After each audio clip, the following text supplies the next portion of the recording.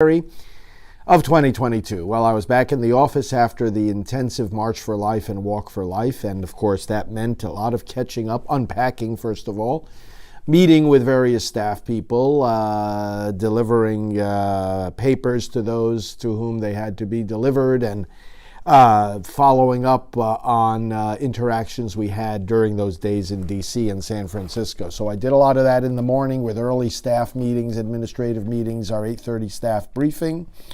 And then got on the phone and had various department meetings so that we could, for example, grab all the video footage that we had taken, some of it on my camera, some of it on other cameras, and bring it together and decide what to use for our upcoming broadcast. So we did a lot of that kind of work in the morning.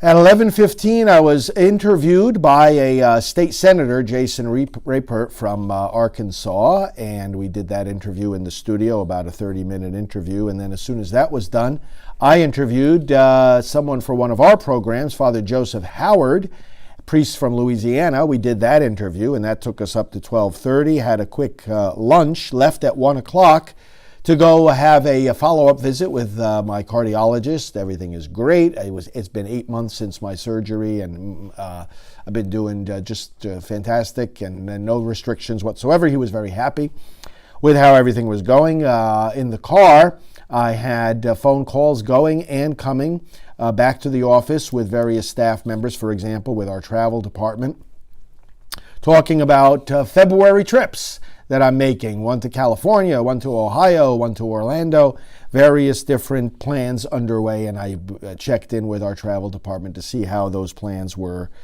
progressing. When I got back here at the office, I had a meeting in the studio with some of our production team members, and then some work at my desk just before dinner, had dinner, and then from 7 to 8 p.m. did an interview with New York State March for Life Radio. So we were talking about the events of the recent days and in Washington and in California.